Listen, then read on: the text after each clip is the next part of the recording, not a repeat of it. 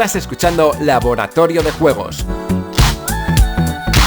tu podcast sobre la creación de juegos de mesa con Pablo Garayzar y Adrián Alba.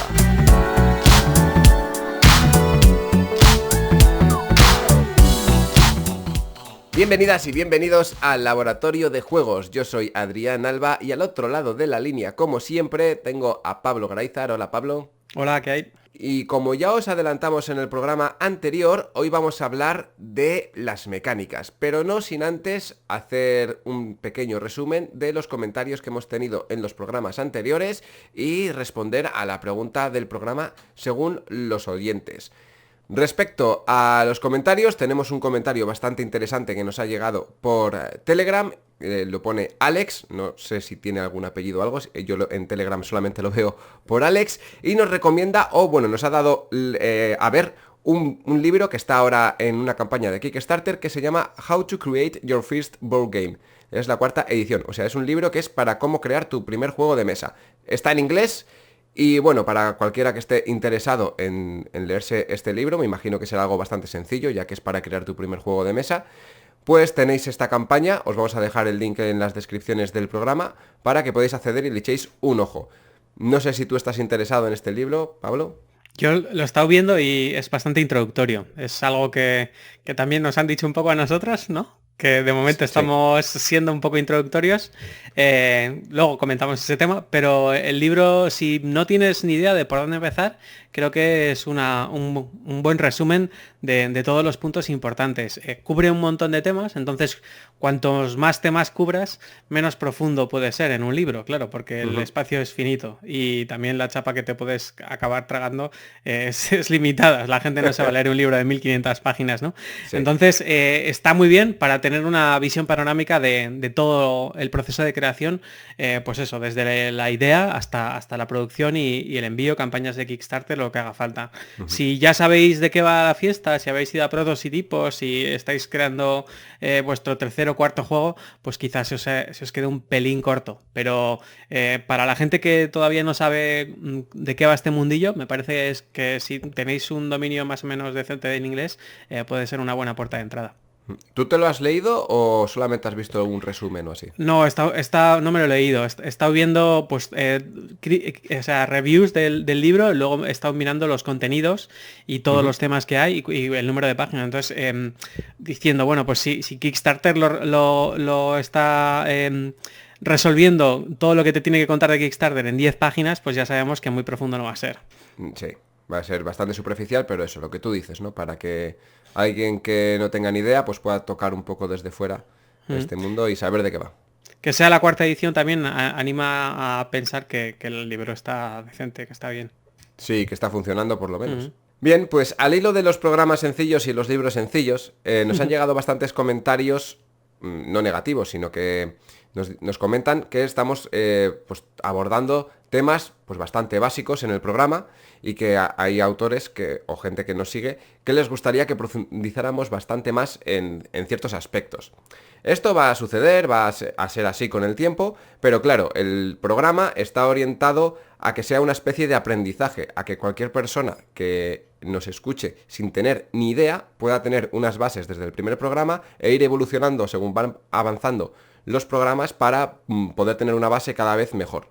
Sí, la idea es que esto sea, como tú bien decías por Telegram, Adrián, como una especie de curso. O sea, por eso queremos hacer primero una pasada inicial, donde vamos a dar pues un poco las bases y que la gente vaya cogiendo, pues como en el programa anterior, un poco de vocabulario lúdico, que entienda pues la cantidad de palabras que hay técnicas que las usamos en nuestro día a día a la hora de crear o de hablar con otros creadores, pero que mucha gente dice, joder, pues es que a mí nunca, o sea, me ha dado siempre un poco de vergüenza preguntar qué era no sé qué, ¿no? Entonces, nuestra intención es eso, es hacer una primera pasada para hablar de un montón de temas de forma muy superficial y luego en la segunda pasada lo que vamos a hacer es meternos más de lleno en cada uno de ellos. Sí que hemos tenido la discusión, Adrián y yo, antes de que nos comentarais nada de, oye, habrá que empezar a dar un poco de mandanga aquí a la gente, ¿no? Que si no, igual van a pensar que es un un programa o un podcast muy, muy simplón, ¿no?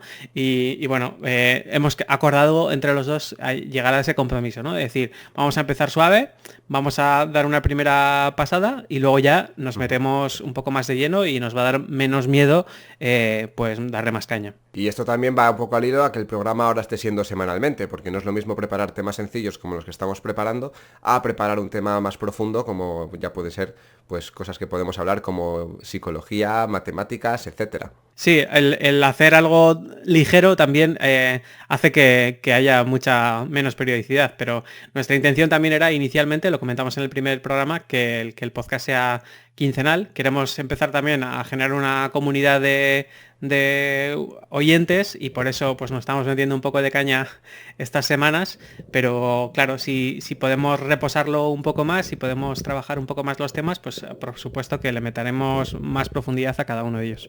Hilando con esto, esta misma semana a mí me ha pasado que escuchando comentarios que han hecho en otros podcasts de juegos de mesa que no tienen nada que ver con la creación de juegos de mesa, había gente que solicitaba esto mismo, por ejemplo, un vocabulario lúdico, porque decían, es que no sé lo que significa esta palabra, no sé lo que significa la otra, oye, ¿conocéis algún sitio, algo, algún vídeo, algún podcast, algún libro, alguna página donde nos digan qué es cada cosa y que esté todo metido en un mismo sitio? Y bueno, pues en castellano por lo menos esto no existe, o yo no conozco que esto exista, y creo que por ejemplo el capítulo que hicimos la semana pasada del vocabulario lúdico, pues creo que le puede servir a mucha gente que no sea solamente un creador de juegos de mesa, sino a esas personas que quieran conocer palabras que están escuchando y dicen, ¿qué es esto? No entiendo qué significa deck building, por ejemplo.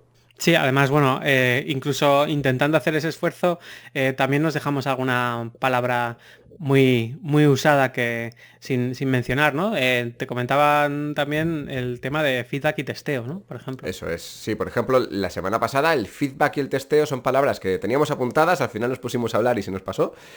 Y son palabras que vamos a tener muy presentes en este programa porque va al hilo de lo que estamos haciendo, que son juegos de mesa. El feedback, ¿qué es el feedback? Bueno, es dar tu opinión, pero una opinión no sobre tus gustos, sino dar una opinión sobre la experiencia de juego, sobre las mecánicas, sobre cómo de bien está hilada la temática, es decir, una opinión técnica. Feedback es dar...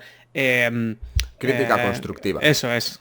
Crítica útil, constructiva, destructiva, ya veremos. Bueno. Pero sí, porque si el juego no hay por dónde cogerlo, pues la crítica constructiva, ¿cuál puede ser? Estaría bien que te dedicaras a otra cosa.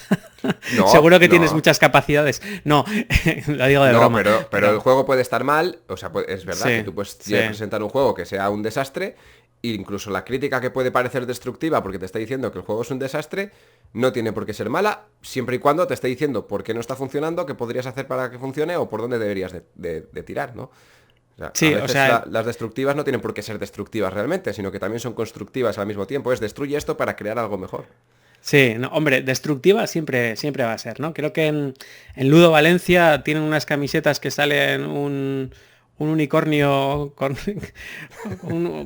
o no sé, una mierda con unicornio y arcoiris y no sé qué, y que pone tu proto es una mierda. Porque básicamente, si es un proto, es una mierda, Sí. porque es que si todavía estamos en la fase proto, es cuando todavía no se puede jugar, ¿vale? Cuando ya empezamos a evolucionarlo y acercarse más pues a algo que ya es una versión medio cerrada de tu juego, pues cada vez va perdiendo esa etiqueta de proto, ¿no? Entonces, que nuestros protos sean una mierda es muy importante porque nos permite fallar y nos permite cambiar cosas. Y pues ahí el feedback es súper importante, ¿no? El feedback que no nos diga si te lo has pasado bien o te lo has pasado mal, sino un feedback con un poquito más de calidad, con un poquito más de profundidad, que nos diga pues qué aspectos funcionan, qué aspectos no, qué aspectos rescataríamos o qué aspectos quitaríamos, ese tipo de cosas que nos pueden ayudar. Y luego, bueno, cada persona tiene su propio feedback y muchas veces pues no coincidimos porque no tenemos gustos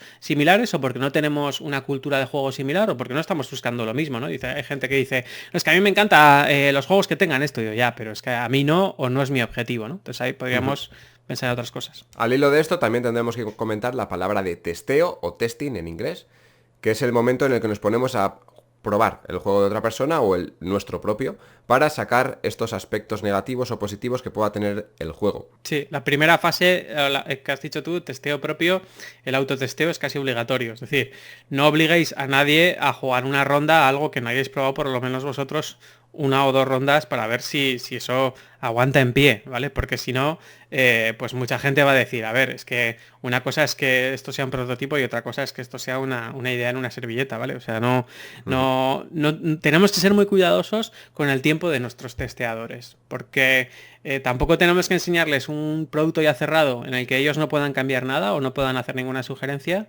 pero tampoco poner encima de la mesa algo que no esté nada cerrado. En plan, bueno, ¿cuántas acciones puedo hacer? No sé, ¿cuántas quieres hacer?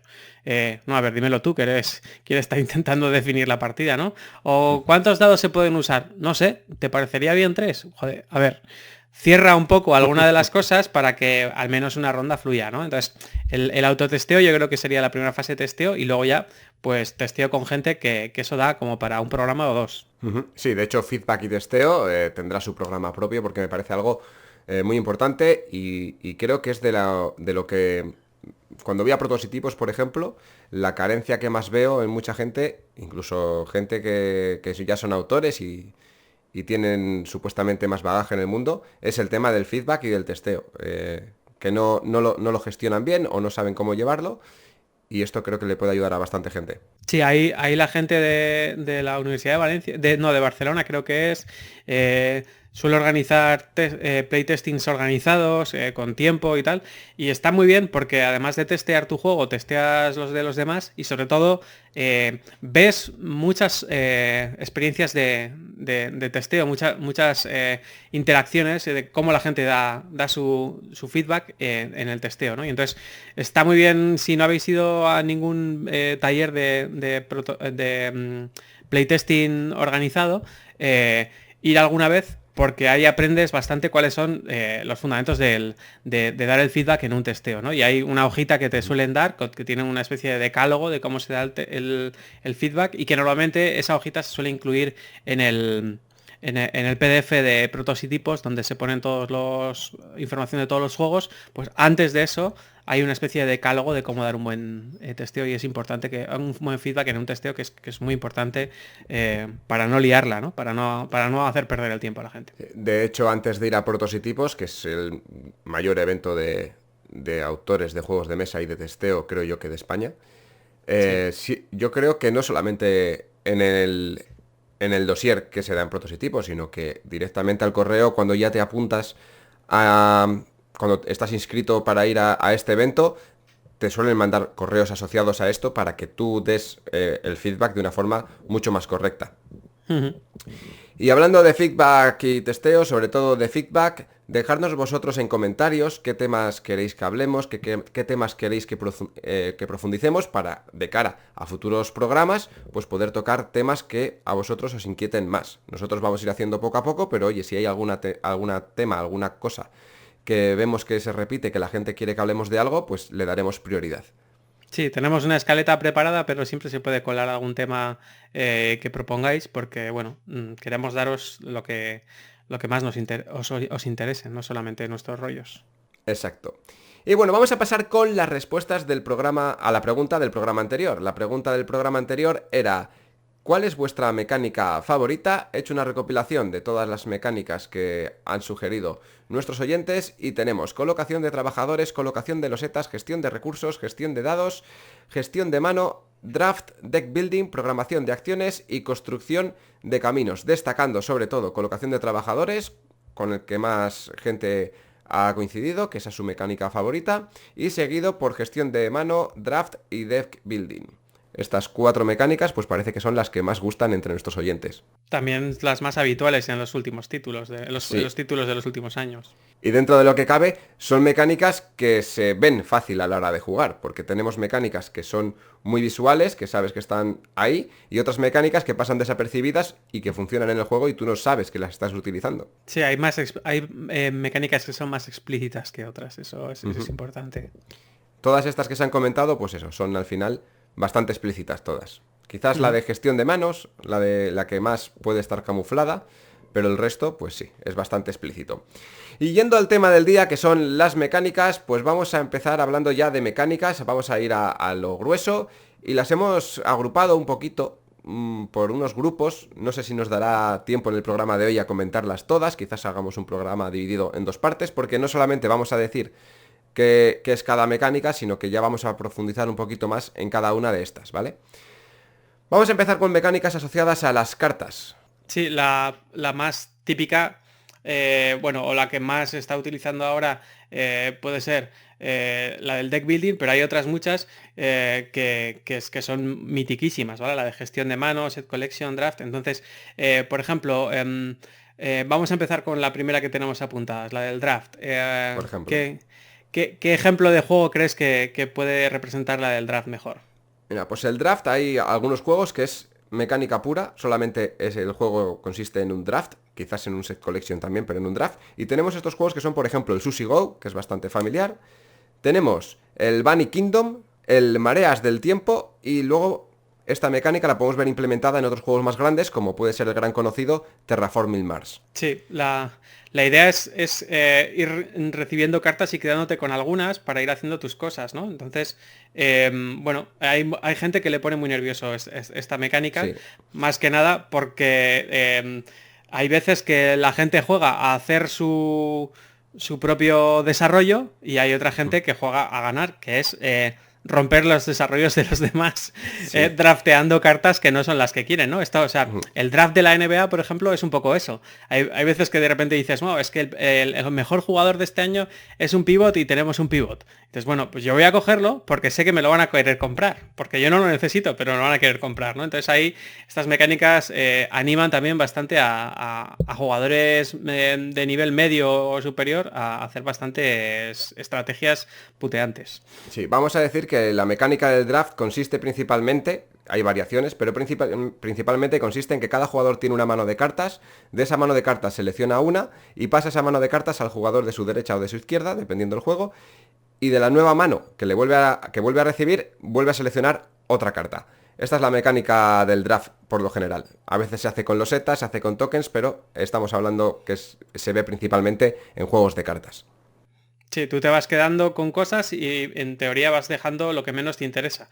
Pero como te digo, bueno, hay veces que lo que te interesa no es lo que tú quieres, sino lo que crees que le interesa a los demás. Entonces ahí se generan dinámicas, que esta mecánica, como comentábamos hace unos episodios, el tema de que las mecánicas pueden llevar a dinámicas diferentes, ¿no? No es lo mismo jugar al Sushi Go con unos cuantos niños, que cada uno está jugando su propio solitario, y el draft lo único que lo están utilizando es para conseguir la mejor carta y ya está, que jugar con gente que es más jugona y que de repente dicen, sí, ya, yo ya sé que todos estáis yendo a por no sé qué plato del Sushi Go, pero yo voy a ir a por el otro porque tal, o sea, hay más estrategia, ¿no? Y bueno, pues tiene su gracia, aunque genera situaciones de cierto cabreo porque hay una interacción negativa, podríamos decir.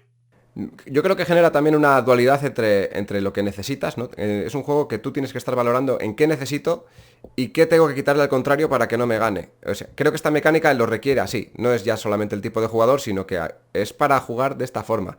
Es una mecánica que requiere un poco de picaresca a la hora de jugar, no solamente ver lo que tú necesitas, sino que lo que necesita el rival también. Y esta mecánica, hablando ya a la hora de utilizarla para crear nuestros juegos, hemos de decir que puede ser peligrosa porque se requiere conocer el juego para poder usarla adecuadamente. Las primeras partidas, el draft, estás perdidísimo, ¿vale? Es como si ahora a Adrián y a mí nos ponen a draftear a jugadores de la NHL, de hockey sobre hielo, no sé si sabes algo del tema. No. Yo nada tampoco. Entonces, pues nos dicen, mira, tenéis 20 millones para fichar a alguien. Y dices, bueno, pues es que no tengo ni idea de lo que estoy haciendo, ¿vale? Entonces, Exacto. coges a uno y lo quitas del mercado y de repente dices, joder, vaya estrategia más elaborada porque han quitado al defensor. Y dices, no tengo ni idea de lo que estoy haciendo. Entonces, las primeras partidas con esta mecánica muchas veces son un poco a verlas venir. Esta mecánica también, a la hora de utilizarla, siempre hablando de cuando lo vamos a utilizar nosotros para crear un juego de mesa, suele ir bastante asociada muchas veces a una temática. Suele estar bastante bien implementada en una temática. Por ejemplo, en el Sushi Go, pues refleja Son platos que van pasando y nosotros vamos seleccionando esos platos. Imaginaros una cinta en un restaurante de sushis, ¿vale? Una cinta en la que van pasando platos con sushi, eso es lo que quiere representar, por ejemplo, este juego. Si vemos, por ejemplo, el Terraforming Mars, que tiene esta mecánica implementada de forma alternativa, no es obligatoria para jugar este juego, lo que nos está representando es empresas que nos vienen a ofrecer proyectos y las van presentando a los diferentes jugadores que tenemos en la mesa. Entonces, según vamos viendo los diferentes proyectos que nos van presentando, pues iremos seleccionándolos, ¿no? Si nos referimos, por ejemplo, al Bunny Kingdom, pues aquí sí que podemos ver que es un poco más abstracto este tema del draft. Luego, bueno, por no darle mucha caña a esta mecánica, también tiene sus partes positivas. Por ejemplo, utilizando esta mecánica estamos introduciendo un reloj en nuestro juego. Es decir, conforme la gente vaya quitando de estas rondas cartas porque las está utilizando para hacer sus sets o para hacer lo que sea, el juego va a ir terminando, ¿vale? Entonces es una mecánica que ayuda a que las partidas tengan una duración controlable, porque si sabes que de 20 cartas que están en juego, en cada ronda se van a ir perdiendo 4, pues sabes que el juego dura 5 rondas. O sea, no es muy fácil calcular la duración del juego y estimar un poco cuál puede ser el entreturno, etcétera. Entonces es una mecánica que funciona de forma muy controlada y en ese sentido, pues como creadores nos puede venir bien. Sí, no siempre se utiliza de esa forma, porque a veces pues puede estar implementado en un juego que tenga otras mecánicas y tenga justo esta metida pues para hacer algo en concreto, no tiene por qué ser un reloj, pero sí es verdad que esta mecánica también lo que hace es mitigar el azar, porque hablamos de cartas que salen de un mazo y cada jugador roba una cantidad X de cartas. Si ese jugador se quedara con todas las cartas, pues podría tener más probabilidades de que le tocaran cartas mejores que al rival. Con esta forma, con el draft, lo que conseguimos es que estas cartas vayan rotando entre los diferentes jugadores y aunque a un jugador le hayan tocado 20 cartas buenas, solamente va a poder seleccionar una. Y como el siguiente jugador va a recibir esas cartas, pues podrá seleccionar otra de esas cartas buenas o que le convengan a él. Sí, estratégicamente además sabe que es bastante probable que su jugador al que le pasa las cartas coja una de las cartas buenas. Entonces ya vas a ver más cosas que gente que está más lejos en ese proceso de draft quizá no sepa. Sabes que tienes has robado 5 cartas y que hay 2 cartas buenas, una te la quedas tú, le pasas el mazo al otro y dices, bueno, pues cuidado con este otro que seguro que también tiene, ¿no? En parte, por parte de las sensaciones, el draft podría generar, a mí por ejemplo me genera muchas veces, dependiendo del tipo de juego, pues el draft me genera frustración. No es una mecánica que me encante, sobre todo cuando no conoces el juego, porque es eso, el problema es que tienes que conocer las cartas que te están viniendo, pueden ser cartas, pueden ser losetas, pueden ser lo que sea, pero necesitas conocer lo que te está llegando para poder para poder gestionar bien el juego. O sea que con la primera partida, por lo general, pues las sensaciones nunca son las más satisfactorias. Sí, luego también hay juegos que son grupo dependientes, pero es que con esta mecánica no es que sea grupo dependiente, sino que es pues el drafteador dependiente. Es decir, Sí. si estás jugando en un grupo en el que hay cierto nivel, pero resulta que quien te pasa las cartas del draft no se entera de nada, pues puede que esté haciendo un king making de estos de los que decíamos, de que una persona está haciendo que gane otra, casi sin saberlo, ¿vale? Es decir, Sí. si tú no sabes qué cartas son las buenas y estás cogiendo una al azar y a mí me pasas drafts que son buenísimos, pues lo voy a tener siempre mucho mejor que los demás, ¿no? Entonces eso, el orden de cómo nos sentamos a la mesa puede afectar a esta mecánica y eso es una gran losa. Es una mecánica que premia a aquel jugador que conoce ya el juego. Vale, hilando con esta mecánica, con el draft, ahí voy a hacer un pequeño apunte, que no siempre son cartas, y por ejemplo, un ejemplo de un juego que no tiene cartas y que tiene draft es el Draftosaurus, en el que nos pasamos, en vez de cartas, nos pasamos unos pequeños meeples de forma de dinosaurio, ¿vale? Y haríamos esto mismo, seleccionar uno de cada 6 que nos van pasando. Sí, ahí no se han roto la cabeza con el nombre, ¿eh? No, de hecho... Hago draft de dinosaurios, pues es draft puro. Draftosaurus. Eso es draft puro, no tiene más. El draft, esta mecánica del draft suele ir muy ligada también con otra mecánica que suele ser la del set collection. Casi siempre o prácticamente siempre que veamos un juego que tenga la mecánica de draft, va a tener, por lo general, una mecánica de set collection. Sí, el set collection, como su propio nombre indica, es coleccionar conjuntos, ¿no? Intentar sacar ventajas de tener pues varios ítems iguales, que pueden ser cartas, que pueden ser tokens, que puede ser lo que sea, o en una configuración concreta, ¿vale? Es decir, bueno, es que cada 3 cartas que tengas de la facción oro, pues vas a poder conseguir subir de nivel de no sé qué tal. Entonces, si las tienes desemparejadas, no estás sacando todo el provecho que tiene la carta en sí, ¿no? Entonces siempre vas a intentar coleccionar esos sets. Sí, en el set collection podemos encontrar sets que son, por ejemplo, consigue todas las piezas azules, consigue todas las piezas amarillas o consigue una pieza de cada color, por ejemplo.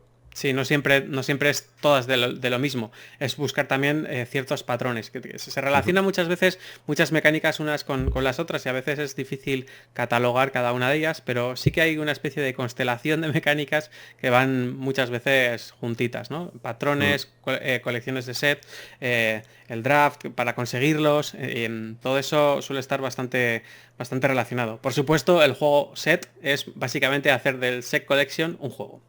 Vamos a mencionar el Sushi Go de nuevo, porque el Sushi Go es draft. Haces draft y vas bajando cartas para intentar hacer un set collection que te va a dar puntos al final de la partida y que el que mejor haya hecho ese set collection pues será el vencedor. Sí, tal cual. Otro juego que tiene también el set collection, que puede pasar un poco más desapercibido quizás, es el Virus. De hecho, el set collection del Virus es una condición de victoria. Sí, es raro porque la gente está más pensando en usar sus cartas como si fueran acciones, Ujú. pero realmente el objetivo del juego es conseguir 4 órganos diferentes, o sea, un set collection en toda regla. De hecho, es un juego que quizás tú estás jugando y no estás pensando en ningún momento que estás haciendo un set collection. Tú sabes que Mm, tienes que bajar eso para ganar, pero es eso, la gente no, es que te voy a romper eso, te voy a matar este órgano, mm. me voy a curar el mío, pero no estás pensando que estás haciendo esa colección, pero sí la tiene y de hecho es el objetivo del juego. El tema está tan bien metido que no te enteras. Eso es. El set collection puede ir también ligado a muchos tipos de mecánicas diferentes. Siempre, nunca suele ser una mecánica sola, o sea, siempre tienes que tener algo para poder hacer el set collection. Y por ejemplo, nos podemos encontrar también deck buildings, de los que ahora hablaremos, que tienen este set collection. Vamos a hablar de los deck building. De los deck building yo mencionaría el Dominion, que es como el padre de los deck building, el padre o la madre, o como quieras llamarlo, de los deck building. Pero creo que el juego que más representa un deck building, que es deck building puro, sería Star Realms. el Star Realms. No me salía el nombre. El Star Realms, ¿vale? Mientras que el Dominion tiene una gestión de recursos y tiene más componentes aparte de cartas, el Star Realms tenemos solamente cartas y es deck building puro y duro y no Con sé, set porque no collection sé, también. con set collection. Bueno, Mm, más que con set collection, el set collection tiene una especie de set collection que lo que hace es que te potencie ujú. tu mazo, pero Sí. no estás obligado a hacerlo. No, aparte que en muchas partidas el set collection es casi imposible de conseguir. Es decir, si vas a por el set, te ganan porque el otro jugador está aprovechando cartas que no están en ningún set, pero que te están zumbando. Sí, por ejemplo, el Star Realms lo que tiene en el set collection, lo que te das es sinergias. Son sinergias que te van Ujú. haciendo las cartas del mismo color, te hacen sinergias consigo mismas. Entonces, cuanto más cartas del mismo color consigas, pues más fácil es que tú hagas una bola de nieve. Porque hablemos del deck building, porque el deck building es un juego o sea, una mecánica, perdón, que lo que hace es generar una sensación de crecimiento, por lo general, y una sensación de evolución. Sí, el building es precisamente por eso, ¿no? Porque vamos construyendo nuestro mazo de tal forma que cada vez vayamos haciendo que cartas más poderosas vayan siendo incorporadas, usando cartas que son menos poderosas. Vamos cogiendo cartas inútiles, por así decirlo, y vamos haciendo nuestra pequeña estrategia con cartas que podemos encontrar generalmente en un mercado para que nuestro mazo de cartas cada vez sea más potente. La mecánica del building suele consistir en yo tengo inicialmente un mazo de 10 cartas, no tiene por qué ser 10, 10 ejemplo, de un mazo de 10 cartas con cartas sencillas, hay un mercado central en el que podemos comprar ciertas cartas con las cartas que tenemos en nuestro propio mazo y las cartas que vamos comprando las vamos incorporando al mazo de 10 cartas que nosotros tenemos. De forma que este mazo cada vez va creciendo más y más y más y va teniendo no solamente 10 cartas, sino que puede tener un montón de cartas. Hay algunos juegos de deck building que permiten quemar cartas, o sea, quitar las malas del mazo y otras que no. De hecho, el deck building tiene un problema, porque el deck building es una mecánica que genera una bola de nieve. Cada jugador, de hecho, tiene que hacer tiene que generar una propia bola de nieve en su mazo. El jugador que mejor haga esa bola de nieve, por lo general, suele ser el ganador. ¿Qué puede pasar con esto? que esta bola de nieve hay que controlarla de alguna manera y se nos puede ir de madre.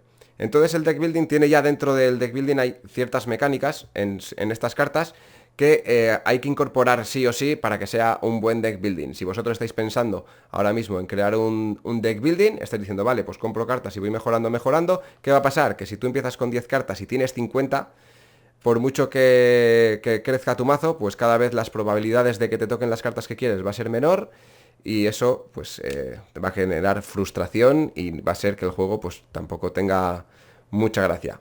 Hay formas de contrarrestar esta medida, entonces hay dos maneras principales para que te funcione perfecto un deck building y cosas que hay que tener en cuenta a la hora de crear un deck building. Por un lado, tenemos el quemar cartas, como bien ha dicho antes Pablo. Son cartas o tenemos mecánicas dentro del juego que por lo general vienen ya implementadas en las cartas que nos permiten deshacernos de cartas que están en nuestro mazo. Es decir, que yo tengo cartas en mi mazo que van a desaparecer de la partida o por lo menos de mi mazo. Y la otra mecánica, esta mecánica lo que haría es que cada vez, pues si tenemos un mazo de 50 cartas, lo iremos reduciendo cada vez más hasta que nosotros veamos conveniente. Y la otra mecánica es robar cada vez más cartas. Si yo no estoy deshaciéndome de cartas, pero cada vez tengo más cartas en el mazo, pues lo que puedo hacer es meter una mecánica dentro de esas cartas para poder robar más y más y más, para que las probabilidades de que me toquen las cartas necesarias sea cada vez mayor. Sí, luego también para contrarrestar el efecto bola de nieve, en muchos juegos de deck building lo que hacen es que cuando vas haciendo tu mazo cada vez más poderoso, también está más lastrado. O sea, hace que no siempre gane el que tiene el mazo más poderoso porque pues tiene ciertos lastres, pues que no puede hacer ciertas cosas o que tenga cartas malas en su mazo que no se las puede quitar, entonces cada vez le salen menos combos y ese tipo de cosas, ¿no? Todo lo que comentamos de forma muy rápida también en el programa anterior de intentar evitar los efectos de bola de nieve con mecanismos de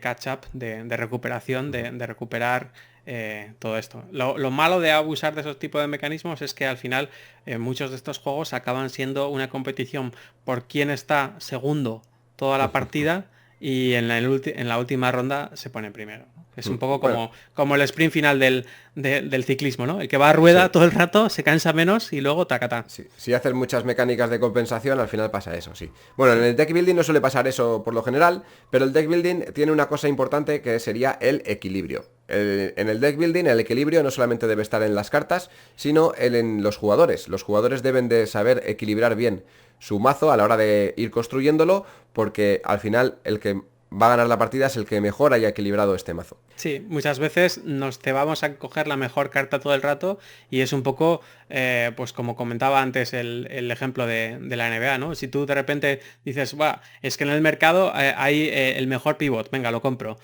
La siguiente vez que me toca comprar, el mejor jugador que está a la venta también es otro pivot y de repente dices, oye, es que tengo 25 pivots y nadie para tirar o nadie para subir el balón. Entonces, al final lo que ocurre es que tienes un equipo totalmente descompensado, lleno de estrellas, pero totalmente descompensado y te vas a caer con todo el invento, ¿no? Entonces, en los deck buildings muchas veces se premia eso, se premia que estemos jugando a todo.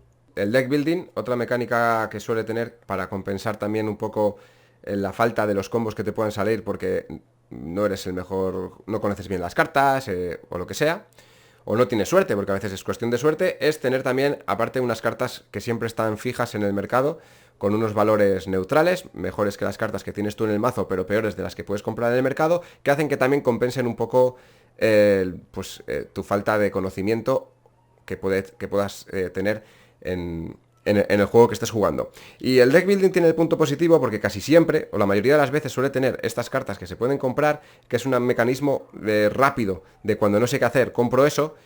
Y aunque parezca que puedas tener frustración a la hora de jugar este juego por primera vez, el hecho de tener estas cartas que puedes comprar en cualquier momento cuando no sabes qué hacer, pues hace que este juego entre muy bien a los jugadores generalmente, aunque sea la primera partida. Sí, porque a todos nos interesa o nos hace mucha ilusión progresar y en un deck building siempre vas a estar progresando. La cosa es que progreses a la misma velocidad que tus contrincantes, ¿no? Pero si Sí. estás jugando un solitario, por ejemplo, pues siempre te va a parecer que el juego está muy bien porque acabas siempre mejor de lo que empezaste, ¿no? Entonces, esa sensación de progreso continuo, pues es algo que está muy bien implementado en esta mecánica. De hecho, diría que tiene la misma carencia que es el draft, pero no solamente el draft, sino que cualquier juego de cartas, cualquier juego que requiera muchas cartas, yo creo que tiene el mismo problema siempre, que es que va a requerir que conozcas las cartas. Si tú tienes un juego, da igual el juego que sea, por lo general tienes que conocer las cartas. No si es un virus, porque el virus al final tiene 8 cartas diferentes, pero si hablamos de deck building, que puede tener hasta 20, 30 cartas diferentes, un juego de draft que puede también tener un montón de cartas diferentes, pues eso puede hacer eso, que requieras conocer los juegos de cartas, no solamente con la primera partida, sino que te requieran más de una partida, para poder causar buenas sensaciones. Bueno, y siguiendo con los componentes, la última mecánica que vamos a tratar sobre las cartas, pero hay muchas más, ya sabemos Sí. que nos estamos dejando a los bordes, es la de la gestión de mano. Ujú. La gestión de mano, de hecho, es que ahí sí que requieres conocer las cartas bien. Y si no las conoces, la gestión de mano es una mecánica que nos permite poder valorar qué es lo que tenemos en la mano en cada momento, y tiene un problema esta... Bueno, vamos a decir que es la gestión de mano primero. La gestión de mano es que los jugadores tienen una mano de cartas, puede ser de cartas, puede ser de losetas, pero estamos hablando de cartas. Tiene una mano de cartas con cartas que puede usarlas de diferentes maneras. Entonces, en esta gestión de mano tendrá que elegir qué cartas usar, cuándo usarlas y en qué orden usarlas. Es complicado porque muchas veces con muy pocas cartas se hacen combinaciones o combos o como queramos llamarlos bastante diferentes, ¿vale? Es lo mismo que algunas operaciones que hacemos con otras cosas, ¿no? Es como decir, no, que tengo que hacer 5 cosas esta mañana y resulta que si las hago en un orden sí me da tiempo, y si las hago en otro no me da tiempo porque me tengo que cambiar 3 veces de ropa o cualquier cosa de estas, ¿no? Y hay gente que está jugando acciones en su mano así al tuntún, diciendo, bueno, yo ya sé que tengo que ir a tal sitio a comprar tal, que luego con eso tengo que hacer esto, no sé qué tal. Y dices, joder, pero no te das cuenta que había una manera óptima de hacer esto, de que había una manera que se solapaba perfecto todo, que perdías menos tiempo, que gastabas menos puntos de acción, que gastabas lo que fuera y que estabas gestionando tu mano mucho mejor, ¿no? Y eso hay veces que cuesta verlo, y que cuando ya hemos jugado unas cuantas partidas, pues diferencias a la gente que sabe jugar bien y la gente que sabe jugar un poco más regular, cuando ve que su gestión de mano es óptima. Es decir, joder, es que con las cartas que tenías lo que había que hacer es esto y encima en ese exacto orden, ¿no? De hecho, en el draft y en el deck building debemos decir que son mecánicas que no suelen tener AP, pero que sí premian al jugador que conoce el juego. Sin embargo, en los juegos de gestión de mano nos pasa al contrario. Es una mecánica que puede generar muchísimo AP, pero al tener tiempo para poder leer las cartas y ver las combinaciones que quieres hacer, pues puede hacer que, aunque tú conozcas el juego y otro jugador no lo conozca, que los dos estéis más equilibrados.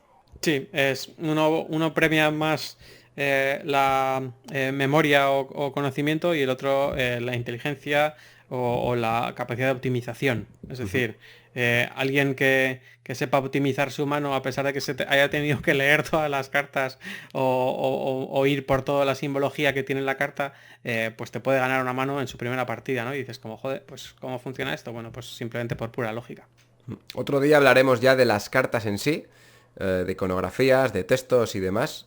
Pero hoy vamos a pasar ya de las cartas, no vamos a hablar más de ellas.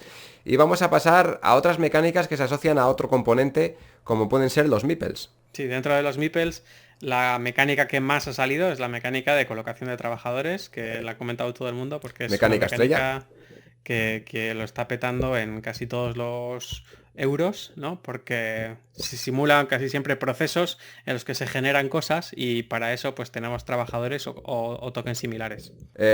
Sí, de hecho los meeples, la colocación de los trabajadores, sobre todo los meeples, es una forma de representar las tareas que lleva a cabo un equipo. Un equipo puede ser una tribu, puede ser un equipo de trabajo, puede ser un grupo de gente. O una colmena, ¿no? Sí, una colmena, como puede ser. También puede ser con animales, claro que sí. Y esta mecánica es mecánica estrella porque es una mecánica que suele verse bastante fácil en los juegos de mesa, y es muy fácil implementarla con un montón de mecánicas extra. Podemos tener colocación de trabajadores en un juego que también requiera sexual lesión, tenemos colocación de trabajadores en un juego que pueda tener una mecánica de draft, también incluso puede tener eso, colocación de trabajadores con puntos de acción, colocación de trabajadores con cualquier cosa que nos podamos casi encontrar. Creación de patrones, lo que sea, sí. Es como la mecánica, es como el bizcocho de un pastel, ¿no? La mecánica sobre la que construyes luego más cosas. No es como el Draftosaurus que dices, que es que con el draft ya me vale para hacer un juego sencillo. Aquí con solo colocación de trabajadores, No pues hace el nada. juego te queda muy soseras, ¿no? Entonces, pero metiéndole a colocación de trabajadores alguna cosita, te vale para casi todo. La colocación de los trabajadores al final es tan general que lo que quiere decir es esto. Coloco un trabajador aquí, ¿qué hago con él? Entonces ahí es donde está la mecánica de qué hace ese trabajador. Sí, luego la parte fundamental de esta mecánica es que cuando tú colocas ese trabajador ahí, muchas veces otros jugadores no pueden colocarlo también, ¿vale? Entonces hay sitios donde, pues como pasaba con el deck building, todo el mundo puede ir a comprar al mercado común porque tenemos que dejarle al último de la ronda que pueda hacer algo con sus trabajadores, pero luego hay pues puestos donde hay recursos más golosos o más valiosos, ¿vale? Entonces, bueno, pues el primero que llegue opta a 3 recursos, el segundo a 2, el tercero a 1 y el cuarto nada. Entonces, pues ahí también hay una pequeña competición y el orden del turno es muy importante normalmente. Como ejemplos de juegos con colocación de trabajadores, tenemos dos muy diferenciados, que uno es conocidísimo, que es el Carcassonne, en el que colocamos unos meeples en unas losetas y luego haremos ciertas cosas. Y después tenemos, por otro lado, completamente diferente, que va más en la línea de lo que estaba contando Pablo ahora mismo, que es el Viticulture. Es un juego en el que trabajamos en un viñedo, entonces, dependiendo de dónde vayamos a hacer cierta acción, si somos el primer jugador o el último, pues haremos esta acción de forma más potenciada o menos potenciada. Sí, y luego los trabajadores pueden ser cosas rarísimas. Por ejemplo, en el citosis estamos dentro de una célula y tenemos que ir intercambiando ahí recursos que son moléculas de ATP y movidas de biología muy técnicas, pero que la mecánica sigue siendo colocación de trabajadores. Por supuesto, no hay trabajadores entrando a la célula, en plan la vida es así, No, hombre. pero básicamente si tú tienes una serie de tokens que representan acciones exclusivas y que tú puedes ir colocando en el tablero, también se hablaría de gestión, de colocación de trabajadores. Ujú. De hecho, los trabajadores no tienen por qué representar personas concretamente. Ya dijimos en el capítulo anterior que Meeples se refiere a My People, pero esto se ha extendido a que puedan ser, pues eso, animales, organismos, lo que sea. Digamos que pueden ser como puntos de acción. También podrían Exacto. llamarse. Meeple se le llama más a cuando representan a una persona, como estábamos diciendo, pero dentro del cómputo global son puntos de acción y cada Meeple pues suele ser por lo general un punto de acción, que además bloquea espacios, que también es importante. Dentro de los Meeples tenemos otras mecánicas, como puede ser la mecánica del Mancala, que no es una mecánica en sí, sino que el Mancala es un juego. Un juego que tiene, no es el más antiguo de la historia, pero casi casi, que es un juego que se basa fundamentalmente en juegos africanos y asiáticos, que tiene unas características bastante similares y que son unos tableros rectangulares con unos hoyos. En esos hoyos representan como si fueran pequeñas macetas, ¿no? En las que podemos plantar ciertas semillas y el juego consiste en mover esas semillas por esos diferentes hoyos y al final cuando juntamos dos o tres, pues nos llevamos esas semillas y vamos ganando puntos. Sí, la mecánica también suele tener pues una manera de mover esas semillas de maceta, como tú bien decías, muy peculiar, ¿no? Que es coger todas las semillas de una de las macetas e ir soltando una según vas en orden por donde están, ¿no? Entonces, esa mecánica se puede llamar Mancala porque está un poco basada en este juego clásico, pero también ocurren en algunos otros juegos, ¿no? O sea, de repente decir, cojo de un montón y reparto por cierta parte del tablero o por un Sí, de una mercado forma que está específica. común o lo que sea, ¿no? Y en un cierto orden, de tal forma que voy como sembrando una parte de mi tablero de recursos. Y que además cuando llegamos a un cupo de esos recursos que se repiten en una cierta zona, pues nos llevamos ese Se beneficio. desencadenan cosas o sí. Eso es. Eso sería la mecánica del Mancala y el juego más conocido quizás hasta la fecha que tiene la mecánica del Mancala, que está en el mercado y que no sea el Mancala, obviamente, es el Five Tribes. El juego lleva esta mecánica, le da una vuelta de tuerca, porque al final tienes meeples de colores, entonces tienes que asociar los colores de los meeples con colores que tienen las losetas en las que estás jugando. En vez de tener agujeros o maceteros, pues tiene losetas que representan estos receptáculos, ¿no? Que estábamos hablando. De la mecánica de Mancala yo no puedo hablar mucho, porque no es una mecánica que yo haya usado demasiado. No, yo tampoco.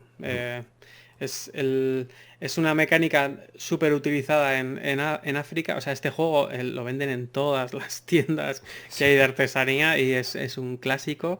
Pero vamos, utilizarlo para un juego de mesa moderno tiene todo el sentido del mundo porque es una mecánica que funciona como un reloj. Con todos los años que lleva y siguen haciéndose juegos así, pues ya me dirás, ¿no? No puedo hablar mucho de ello, no puedo decir sus pros y sus contras porque no la he testeado lo suficiente como para poder hablar de ella en profundidad. Esperemos traer a alguien que sí sepa sobre esta mecánica más adelante y que nos cuente un poco de ella, ¿no? Sí, eso es. Yo tampoco he trabajado mucho con ella. Después tenemos como más mecánicas utilizadas con meeples, tenemos la mecánica del rondel. Sí, esta es una mecánica bastante puesta de moda en algunos juegos como por ejemplo el Patchwork. Sí, el Patchwork, el Tolkien también Ujú. tiene esta mecánica. Es una mecánica que por lo general el rondel consiste en hacer una especie de reloj en el que vamos moviendo nuestro meeple o nuestro token, por lo general suele ser un meeple, o nuestro trabajador lo vamos moviendo en sentido de las agujas del reloj por lo general, y en cada manecilla, en cada punto donde tendríamos la hora, ¿no? Que pueden ser pues a la 1, a las 2, a las 3, a las 4, dependiendo de la posición en la que nos encontremos, pues nos llevaremos un beneficio u otro. Ujú. En el caso del patchwork, como bien dices, lo que vamos haciendo es movernos alrededor del tablero para conseguir ciertas losetas que luego iremos implementando en nuestro propio tablero. Sí, hay veces que el rondel parece que está ahí pues simplemente para hacer avanzar el juego y resulta que está toda la estrategia ahí, ¿no? Es decir, Ujú. no es que voy a preferir no avanzar el rondel para que luego el siguiente jugador no pueda llegar hasta tal ficha que es la que yo quiero y que la voy a coger en mi siguiente turno o dentro de 2 turnos porque ya he calculado cuántas vueltas va a dar el token que está marcando dónde está la posición hasta dentro del rondel, ¿no? Entonces, a veces parece como que está ahí de adorno y resulta que tiene mucha más profundidad de la que nos podemos dar cuenta, ¿no? En el caso del patchwork es eso, o sea, tú si quieres una ficha y no llegas, muchas veces lo que haces es no coger ficha para que no llegue tu contrincante. Ujú. De hecho, el rondel, una característica que tiene es que bloqueamos las posiciones con nuestro meeple. Si nosotros estamos posicionados, por ejemplo, a las 3 en punto, bueno, a las 3 en punto, a las 3 en el 3, pues el jugador que viene por detrás no podrá posicionarse en el 3, sino que tendrá que saltarnos. Sí, entonces a veces pasa un poco como comentábamos antes del draft, que no solamente tienes que posicionar tu meeple en el rondel con lo que quieres, sino en lo que crees que también más fastidias, ¿no? Es una mecánica que requiere picaresca por parte de los Mm. jugadores. Y también, por lo general, una mecánica que requiere que conozcas también el juego. Claro, porque si no sabes lo que bloquea y desbloquea tu posición del rondel, pues no sabes desarrollar esa estrategia. Sí, en juegos como por ejemplo el Patchwork que has comentado, es fácil, porque al final es cojo una loseta para ponerla en mi tablero y voy viendo la forma que me va interesando. Ujú. Pero en otros juegos que suele estar esta mecánica más implementada en Eurogames, juegos que son más de gestión de recursos, voy a hablar por ejemplo del Tolkien, pues no es tan fácil ver cuándo estás bien posicionado o cuándo estás mal posicionado en este rondel.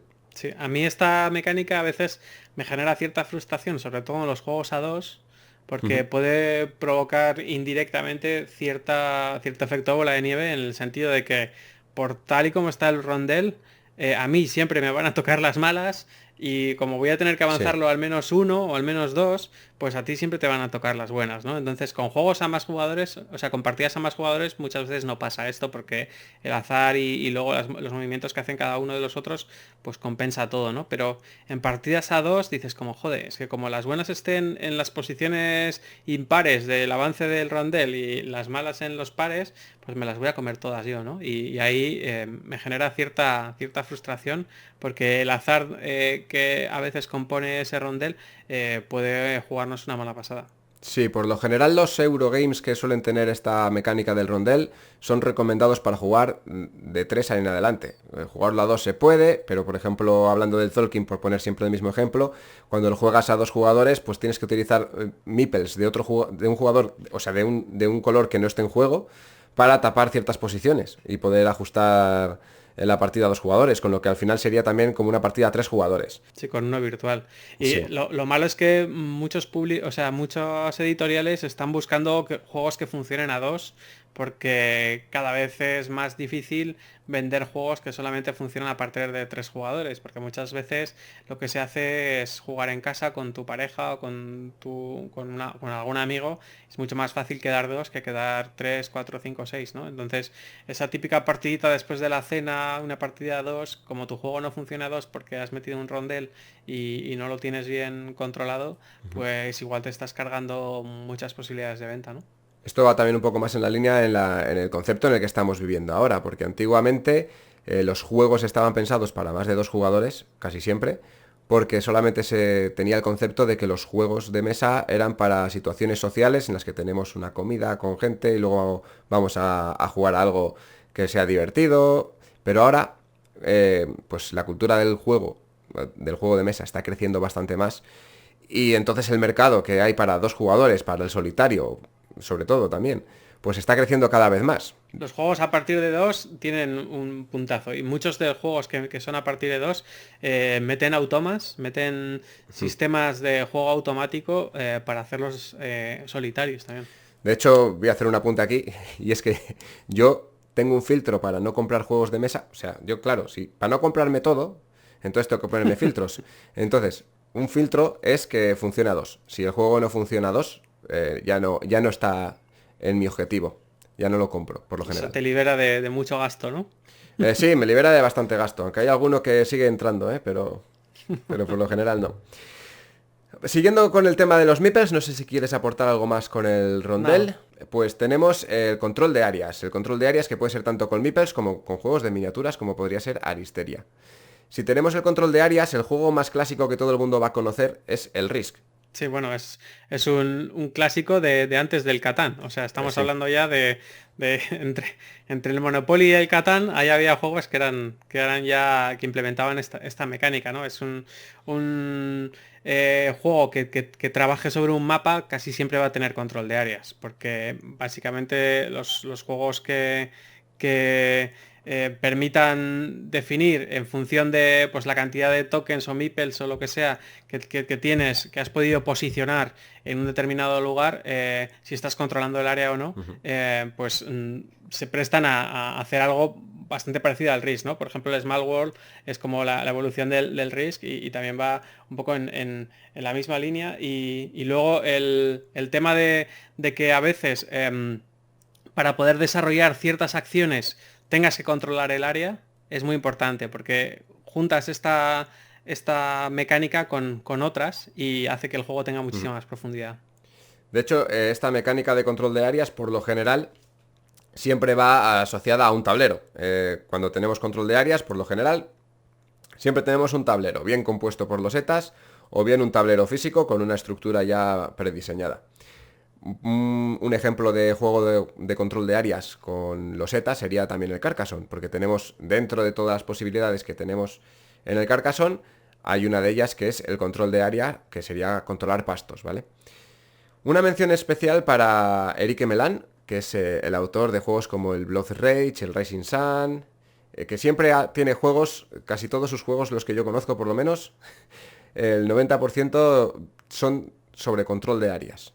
Hace un montón de juegos alrededor de esta mecánica y creo que hay que mencionarlo porque aunque meta miniaturas en vez de meeples, no dejan de ser meeples vitaminados, ¿no? El acento que tiene cada uno de los autores se va notando y las fobias y las filias pues también, ¿no? Y así como pues ciertos autores les encantan ciertas cosas, a otros les encantan otras. Y bueno, eso también ayuda a que desde que hace como 15 años o así se empieza a poner el nombre del autor encima de la caja, o sea, Ujú. en la portada, pues te ayuda a saber, antes de leerte las reglas o incluso de darle la vuelta a la caja y mirar la contraportada, de qué puede ir la fiesta, ¿no? Sí, Sabes si que tiene más sí, de un juego, por lo sí, general ya eso. sabes por dónde van los tiros.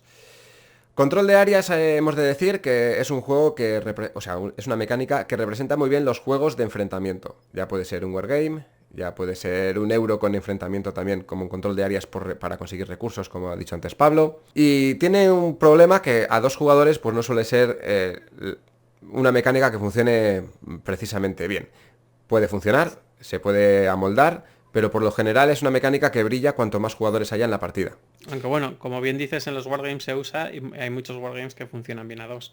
Pero hay que meter más factores por ahí para que haya algo de gracia, ¿no? Como tú bien decías, en el Tolkien, pues a veces meten un jugador fantasma, como quien dice, o un elemento por ahí que pueda simular que hay más gente, y en algunos wargames pasa también un poco eso. Dices, bueno, pues hay una facción que nos ataca a los dos, o hay cierto accidente geográfico que está molestándonos a los dos, o que hay cierta historia que está interfiriendo para que haya un tercero en discordia y se rompa eso de que si el área no es mía, pues es tuya, ¿no? Control de áreas como punto positivo, pues es una mecánica que lo que hace es que los jugadores tengan un enfrentamiento y sientan que están teniendo un enfrentamiento realmente en el tablero. Sí, temáticamente encaja muchísimo Sí. con juegos de guerra, con juegos de batallas, con juegos donde pues dos o más bandos se dan de leches por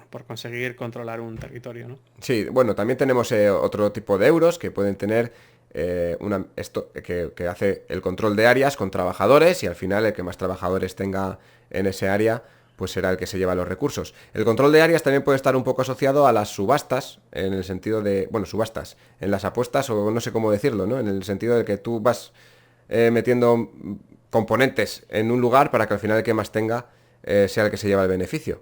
Sí, hay una parte que no es conflicto 100%, sino que también es intentar maximizar pues todos los efectivos que tú tienes, ponerlos en sitios, igual, pues al igual que ocurre en una guerra, decirme, no voy a pelear por conseguir controlar todas las áreas, porque entonces estoy dispersando mucho todos mis efectivos, y voy a intentar ser fuerte donde ya era fuerte.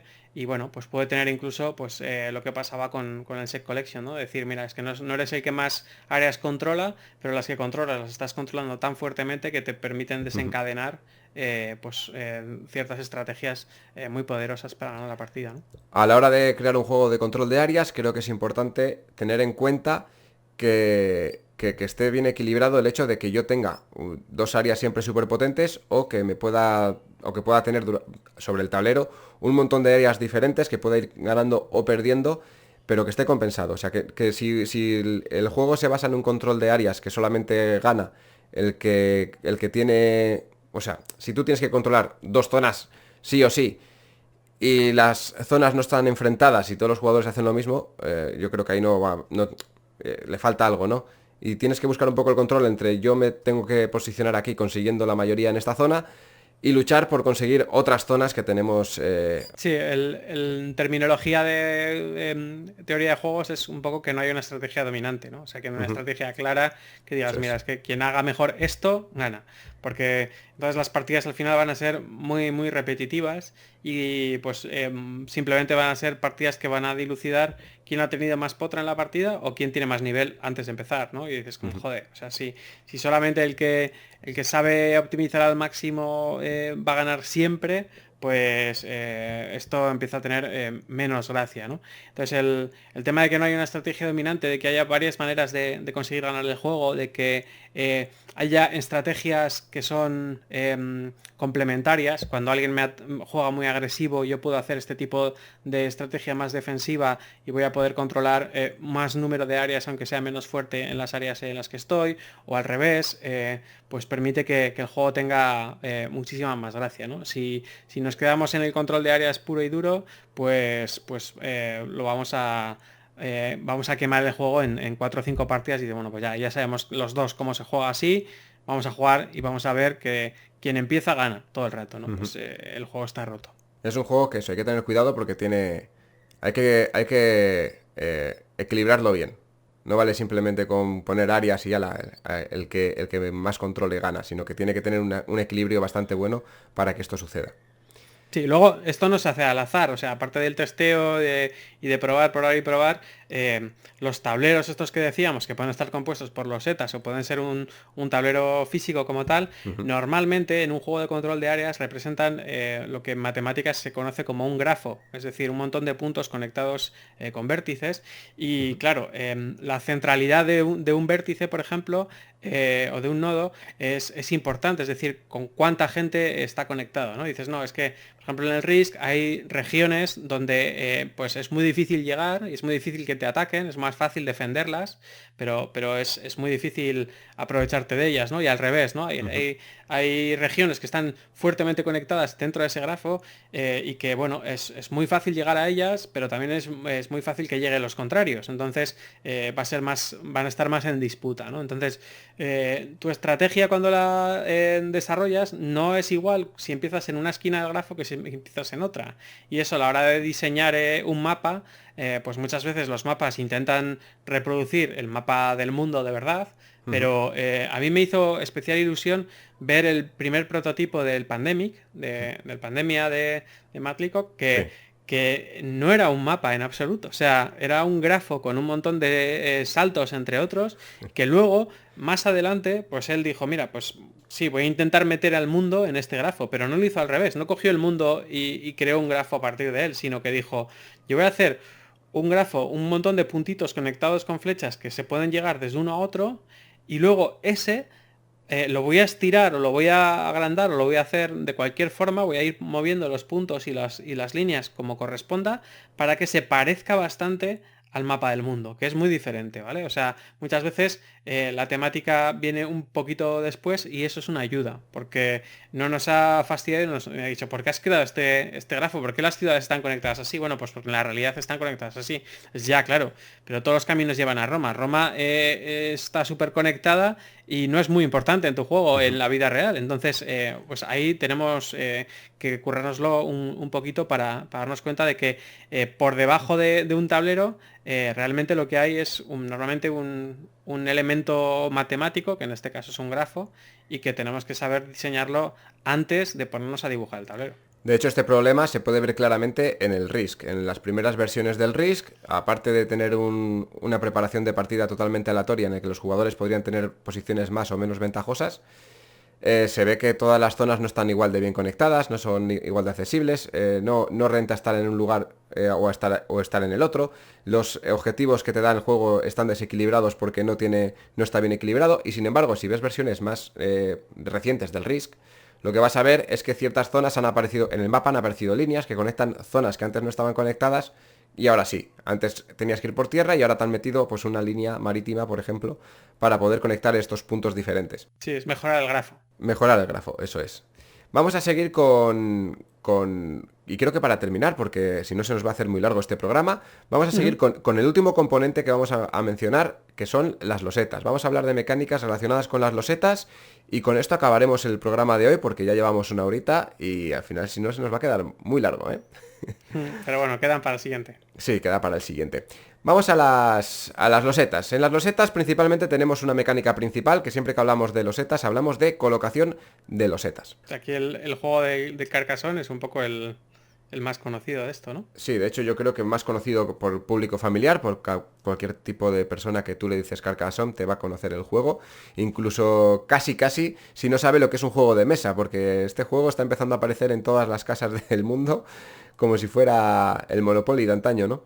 Sí, más popular que el Catán, ha sido como el Monopoly 2, ¿no? Ujú. La colocación de losetas consiste en, tenemos una loseta, tenemos una cantidad de losetas en la mano, ya sea en la mano o sea en un pool central y cogeremos esa loseta y la colocaremos en un tablero central o en un tablero propio, como puede ser el caso del patchwork, ¿vale? Y la colocación de losetas por lo general está asociada a crear un mapa, pero no siempre es así, porque igual que tenemos el patchwork en el que colocamos losetas, que son telares o son trozos de tela, pues podemos encontrar pues estas diferencias en las losetas. Pero sí que está muy asociado a temas de terreno. Cogemos, por ejemplo, el Carcassonne, iremos creando el reino, ¿cómo es? El reino de Carcassonne, la región de Carcassonne. Si cogemos el El Cacao, que es otro juego también de colocación de losetas, iremos creando una selva. En general es ir creando ese mapa que antes estaba predefinido, que sea diferente cada partida, ¿no? Eso Las es. partidas tienen mucha rejugabilidad por eso.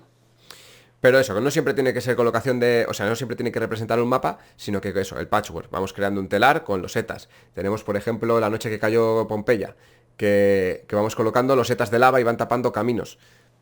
Hay diferentes formas de utilizar esta colocación de losetas, pero por lo general lo que es colocación de losetas es cogemos una loseta y la colocamos en un tablero central por lo general.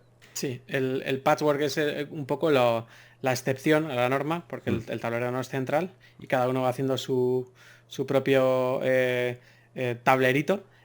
Y eso, pues muchas veces la gente lo critica diciendo "Pues es que son multisolitarios o son Sí. multisolitarios con interacción en otra mecánica, ¿no? Entonces hay que tener un poco de cuidado con eso, porque hay gente que es muy fan de que haya un tablero central y que haya leches por conseguir dominar ese tablero central.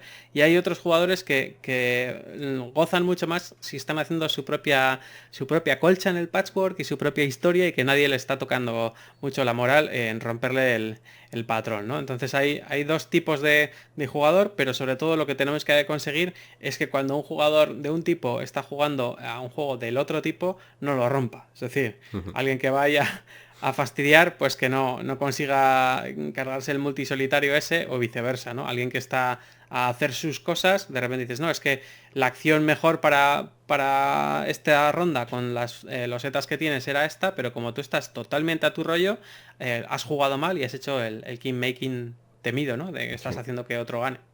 La colocación de losetas también es una mecánica bastante sencilla de aprender y bastante rápida para que los jugadores en las primeras partidas pues le cojan el ritmo y no se sientan estancados.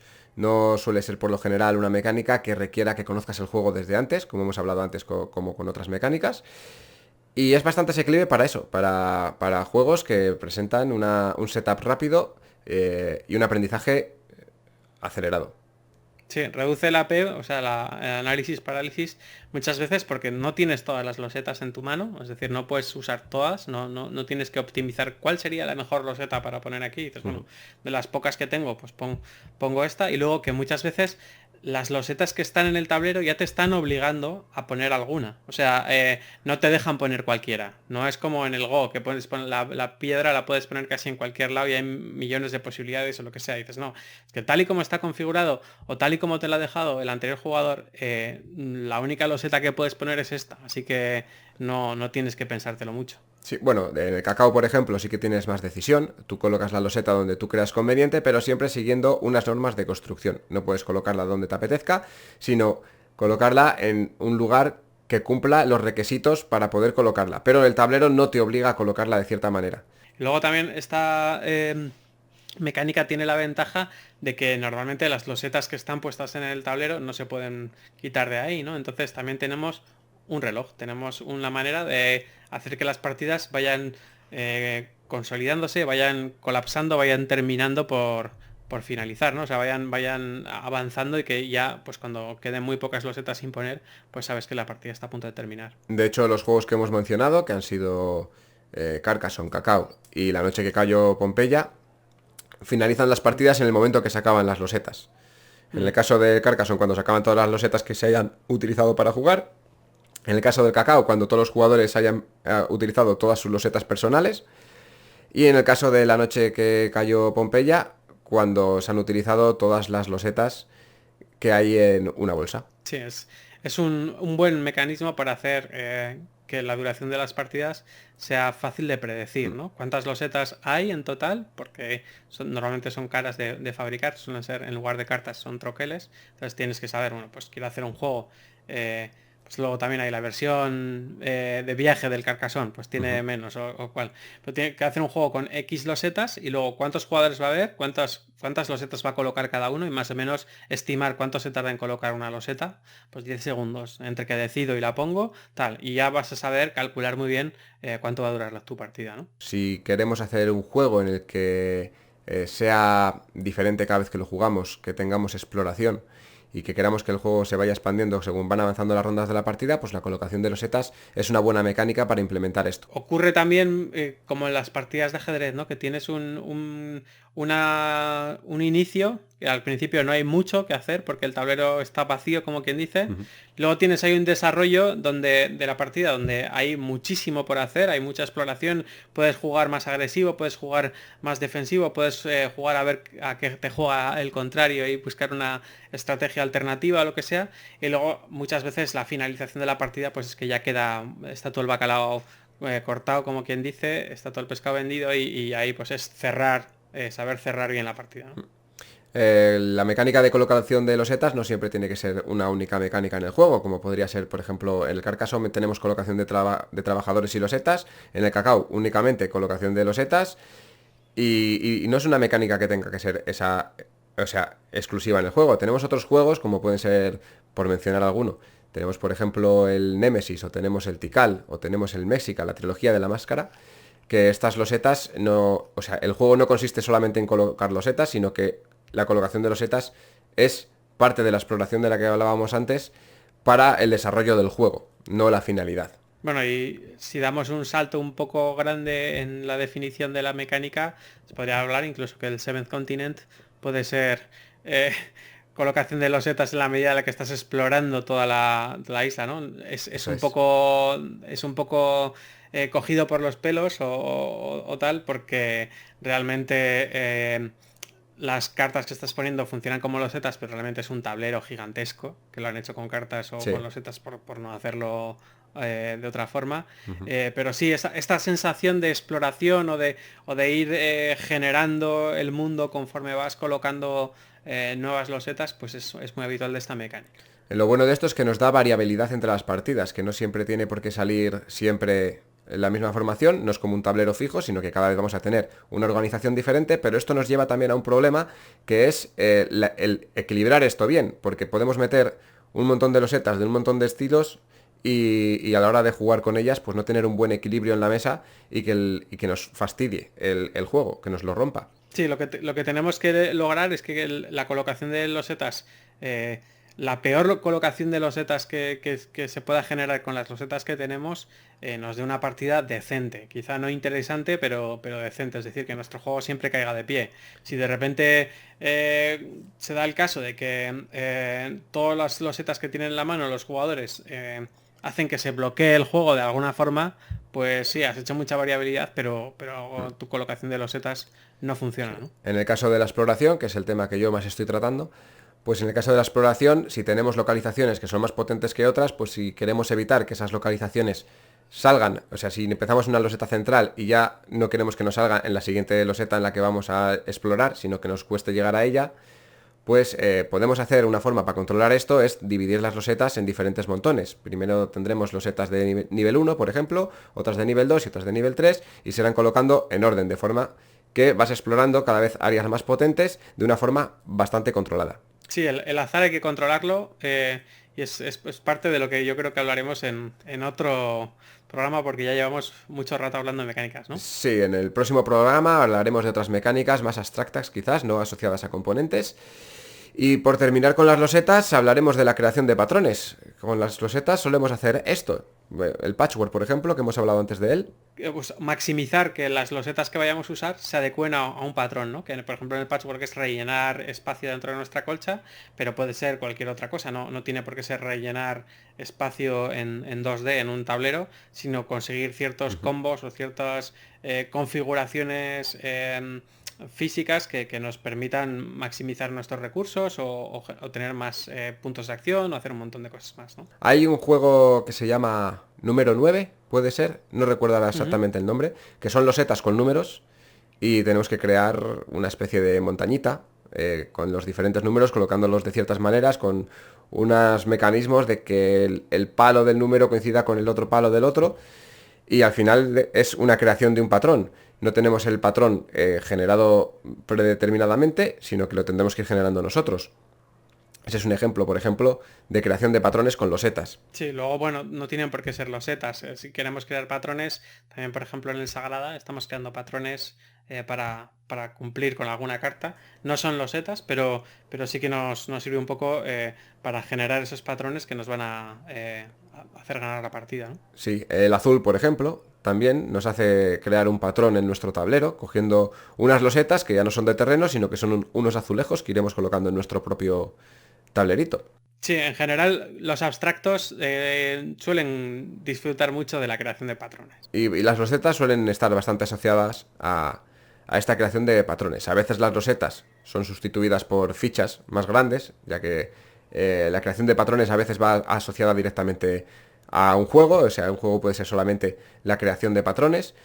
Y en vez de utilizar losetas, pues igual pues se utilizan fichas un poquito más grandes, pero no dejan de ser losetas vitaminadas, como las llamo yo.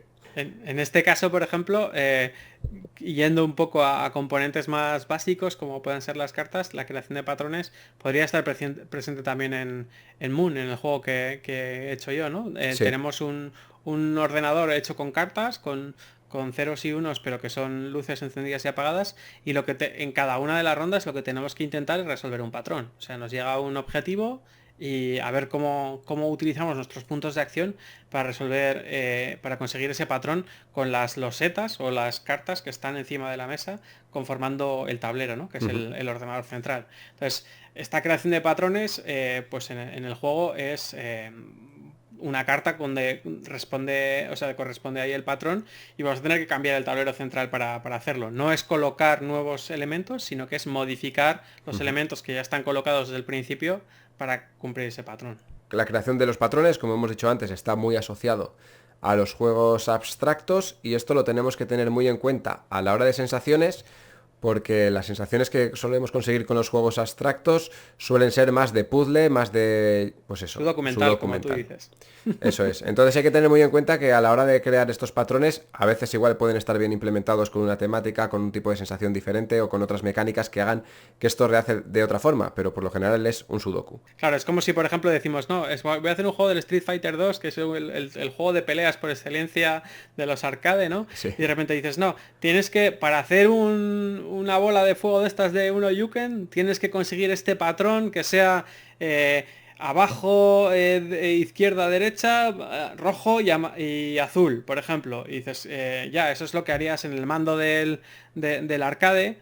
Pero en una pelea entre Ryu y Chun-Li, pues hacer una creación de patrones me parece súper artificial. O sea, no me está generando las mismas sensaciones que por ejemplo, en el azul, ¿no? Que de repente dices, claro, es que hacer azulejos es 100% patrones. O sea, tú vas a la Alhambra y se les fue la olla con todos los patrones que se inventaron ahí, ¿no? O sea, azulejos y patrones casan súper bien. Pero en un juego de peleas que la mecánica podría funcionar perfectamente, decir, mira, yo cuando tengas este patrón con todo lo que hay en el tablero, pues se desencadena este ataque. Y dices, vale, bien, se desencadena, pero liga muy mal esa salsa, ¿no? Y dices como, joder, esto me gusta, el patrón es bonito, es interesante jugar y tal, la temática me flipa, me he comprado las minis, las he pintado y todo, pero no consigo que eso ligue bien, ¿no? Porque genera sensaciones contradictorias. Muy frías, normalmente. Contradictorias diría yo que son, ¿no? Si metes un juego muy tematizado, le metes mecánicas muy abstractas,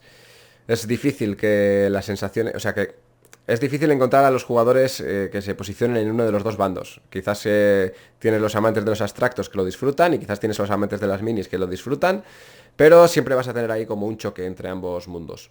Sí, y un amante del abstracto pues no va a querer comprarse un juego de 120 euros con 50 minis para jugar un abstracto. Exacto. O sea, para este viaje no hacen falta todas estas alforjas. Y al revés, ¿no? Sí, así es. Bueno, no vamos a hablar de más mecánicas en este programa. Del siguiente programa no hablaremos de mecánicas porque vamos a traer a un invitado especial, ya veréis quién es. Y hablaremos de mecánicas ya, las que nos quedan, que son ya más abstractas, hablaremos de azar, hablaremos de puntos de acción, hablaremos de relojes de partida. Eso lo haremos ya dentro de 2 programas. Para el programa que viene tendremos que lanzar una pregunta para que vosotros nos respondáis a ella. Sí, por ejemplo, podría ser, ¿qué parte de las matemáticas creéis que está presente en los juegos que os gustan? Hemos hablado aquí de muchas cosas. No hemos hablado de azar, pero ahí hay mucha parte de matemáticas. Hemos hablado de mapas y ahí también hay mucha parte de matemáticas. Hemos hablado de patrones y hay también muchas matemáticas. Sabemos que las matemáticas influyen mucho en el diseño de juegos de mesa y podemos tener pues 2 enfoques diferentes. aprender un poco de mates y utilizarlo, o probar y llegar a conclusiones parecidas a las que llegaría alguien que sabe de mates, pero a través del ensayo-error, ¿no? Entonces, me gustaría que hiciéramos una reflexión en torno a esa pregunta. De los juegos que nos gusta, ¿qué parte matemática le sabéis ver así, sin meteros a profundizar mucho? O después de haber jugado muchas partidas, si veis que hay alguna cosa de las mates que resuenan dentro del diseño de ese juego. Incluso, si no se os ocurre de esta forma cómo expresarlo, también podéis mencionar juegos que creéis que tienen un componente matemático muy pesado. Sí, no sabéis decir cuál es, pero decís, aquí hay mates por un tubo, porque tengo esa sensación que Adrián suele describir como su documental. Como su documental, pero en matemáticas en vez de su documental, ¿eh? Muy bien, pues hasta aquí el programa de hoy. Nos vemos la semana que viene, seguramente, si no pasa nada. Nos vemos la semana que viene con un nuevo programa. Y recordaros que podéis seguirnos en Twitter, Instagram, podéis escucharnos en iVoox, en YouTube y supuestamente en otras plataformas de podcasting que hosteen el audio desde iVoox. Tenemos un canal en Telegram en el que ya somos unas 12 personas, va creciendo cada vez más, en 2 semanitas ha crecido bastante. 100%. Sí, así que os animamos a que participéis, porque encima se hablan de cosas interesantes, la gente encima está aportando bastantes cosas respecto a los juegos de mesa, y no solamente de los juegos de mesa, sino que a veces pues hablamos quizás de alguna cosa que no tenga mucho que ver, pero bueno, nos lo pasamos bien ahí, está siendo entretenido. Está teniendo bastante meneo. Esta semana por lo menos ha habido bastante conversación y eso está bastante bien. Nada más, nos vemos la semana que viene. Hasta luego. Adiós. Puedes seguirnos en las redes sociales, Instagram y Twitter, @laboratorio_POD. También puedes escucharnos en YouTube, Laboratorio de Juegos.